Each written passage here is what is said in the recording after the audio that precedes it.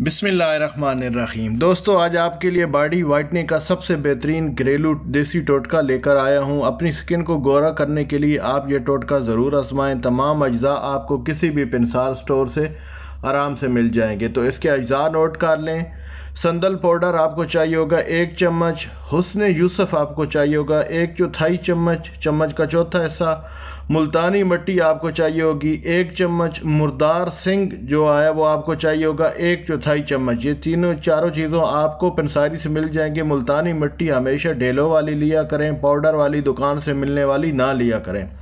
अर्के गुलाब हस्ब ज़रूरत जो इसको पेस्ट बनाने के लिए इस्तेमाल होगा।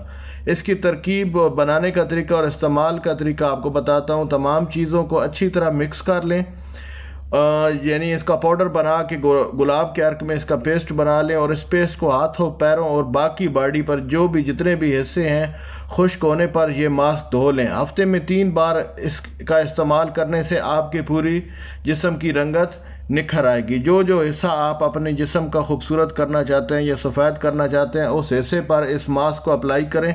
इंशाल्लाह 1 हफ्ते में आप जो है ना 3 बार इस्तेमाल करें तो आपकी रंगत